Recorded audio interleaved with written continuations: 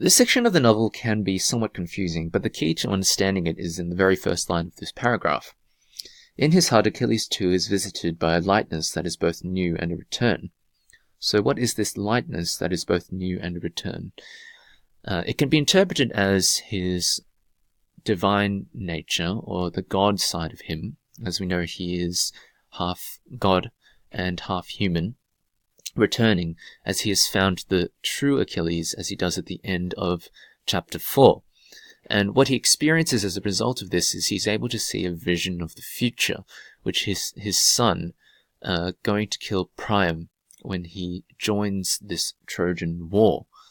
And as a result, we see that this indeed is a provisional interim truce, and that the turmoil and tragedy of war will inevitably continue later in the future. So pages 211 to 214. In his heart, Achilles too is visited by a lightness that is both new and a return.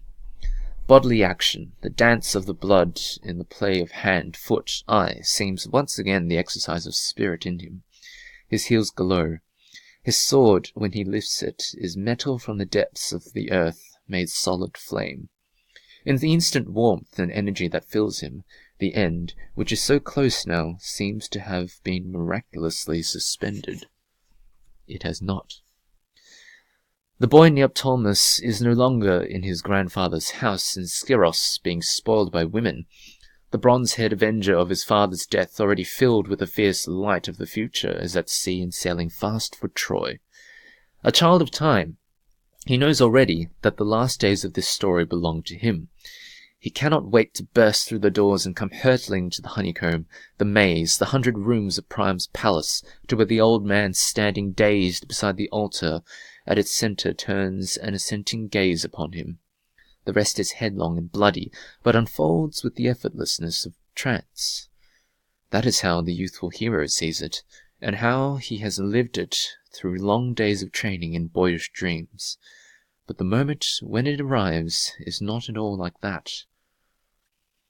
Priam has tripped in flight on the hem of his robe and lies sprawled on the palace floor.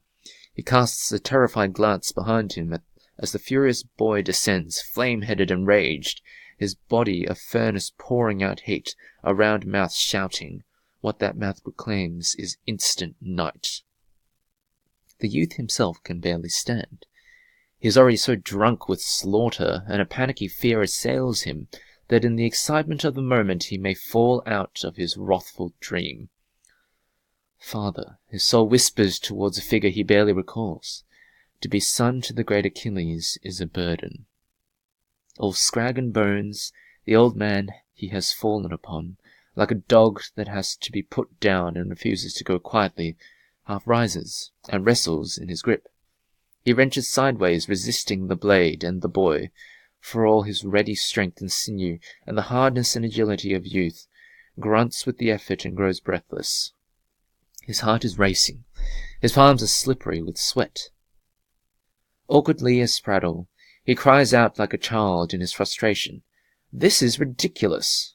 and tugs his head back hard in his locked forearm, his right hand hacking at cartilage.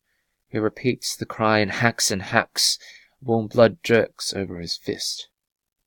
"Father," he whispers again, and to his horror, he feels the short hairs bristle in the back of his neck. The old bundle he is grappling to his chest, out of some other occasion, some other life or history, turns upon him a ghastly far-off smile. Then, with a last spasm, and a hollow, hideous rattling of his breath, subsides, and the air is filled with the stench of shit. Still panting, the boy sits up, thrusts the old man from him, glances fearfully about.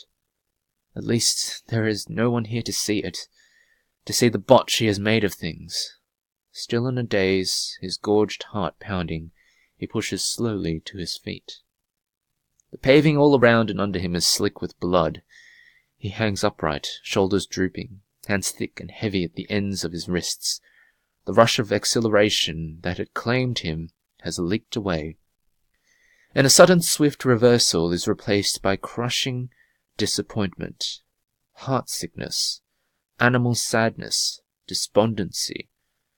Nothing here has gone cleanly or as you wished. All botched, all scramble and boyish hot confusion. His chin sunk on his breast. "Pardon me, father," he whispers. Hot tears sully his cheeks. And for him the misery of this moment will last forever. That is the hard fact he must live with. However, the story told and elaborated, the raw shame of it will be with him now till his last breath.